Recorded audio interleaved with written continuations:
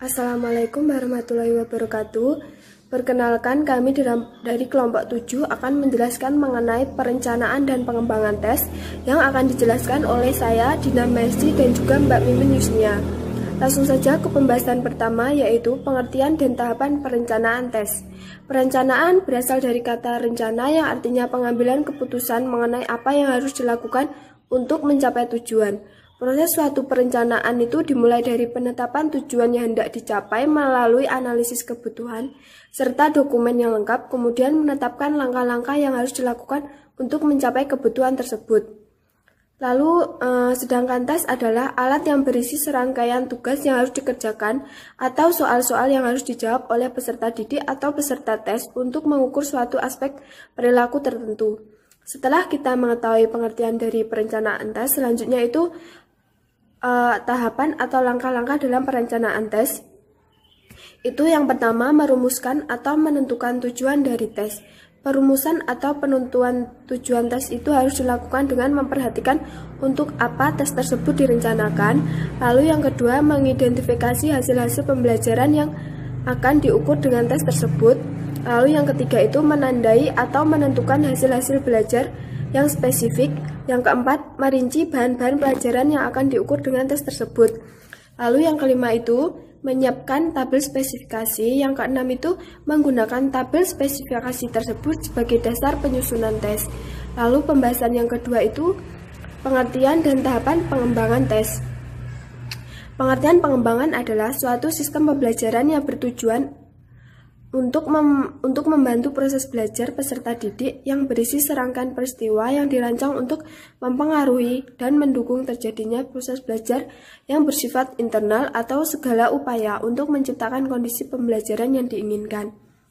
Lalu yang selanjutnya itu tahapan pengembangan tes. Itu yang pertama ada menyusun spesifikasi tes, itu mencakup satu, menentukan tujuan tes, yang kedua menyusun kisi-kisi, yang ketiga menentukan bentuk tes, yang keempat menentukan panjang tes, lalu yang kedua menulis soal tes, yang ketiga menelaah soal tes, yang keempat melakukan uji coba tes, yang kelima menganalisis butir soal, yang keenam memperbaiki tes, yang ketujuh merakit tes, yang ke-8 melaksanakan tes, dan yang ke-9 menafsirkan hasil tes.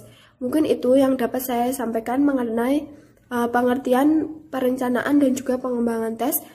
Selanjutnya akan dijelaskan oleh Mbak Mimin, kurang lebihnya saya mohon maaf. Assalamualaikum warahmatullahi wabarakatuh. Perkenalkan, nama saya Mimin Yusnia. Sebagai pemateri 2, di sini saya akan menyampaikan mengenai tahapan dan contoh pembuatan kisi-kisi tes. Nah, kisi-kisi atau tabel spesifikasi adalah sebuah tabel analisis yang terdapat rincian-rincian materi yang menunjukkan banyaknya butir soal yang akan dikeluarkan dalam tes tersebut. Selanjutnya, langkah-langkah membuat kisi-kisi antara lain yaitu yang pertama menulis kompetensi inti dan kompetensi dasar. Yang kedua, menentukan indikator soal. Yang ketiga, membuat daftar pokok dan subbab yang akan diuji. Selanjutnya, yang keempat, menentukan jumlah butir soal tes tiap pokok dan sub pokok bahasan. Selanjutnya, contoh membuat kisi-kisi. Sesuai dengan langkah-langkah kurikulum 2013, pertama kita harus menulis kompetensi inti dan kompetensi dasar.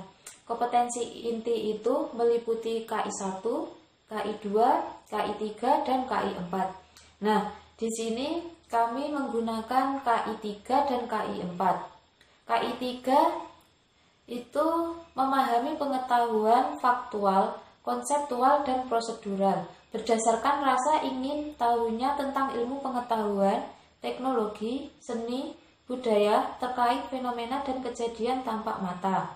Sedangkan KI 4 yaitu mencoba, mengelola, dan menguji dalam ranah konkret, meliputi menggunakan, mengurai, merangkai, memodifikasi, dan membuat, dan juga ranah abstrak, menulis, membaca, menghitung, menggambar, mengurangi, sesuai dengan yang dipelajari di sekolah dan sumber lain yang sama dalam sudut pandang atau teori.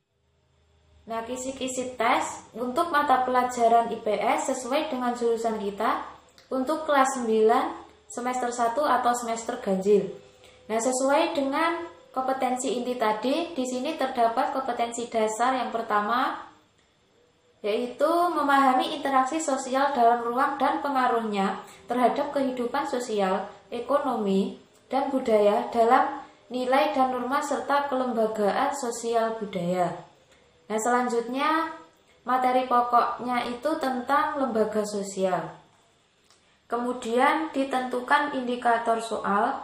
Nah, di sini contohnya ditampilkan beberapa pilihan pengertian tentang lembaga sosial. Peserta didik diminta untuk menentukan pengertian lembaga sosial. Nah, itu contoh jenis soal pilihan ganda nomor 1. Dan begitu pun jenis soal nomor 2 dan seterusnya.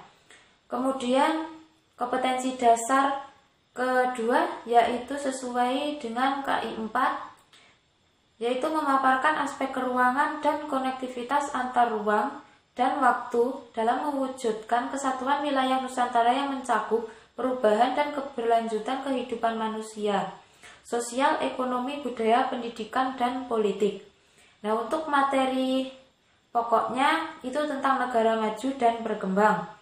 Kemudian ditentukannya indikator soal. Contohnya di sini disajikan soal tentang negara maju dan berkembang. Peserta didik diminta untuk menyebutkan perbedaan dan dari negara maju dan berkembang. Nah, misalnya contoh tes uraian untuk nomor 1 dan begitu pun seterusnya. Jadi antara kompetensi dasar, materi pokok, dan juga indikator itu harus sesuai atau selaras. Baik, terima kasih sudah menonton video presentasi kami. Sekian, waalaikumsalam warahmatullahi wabarakatuh.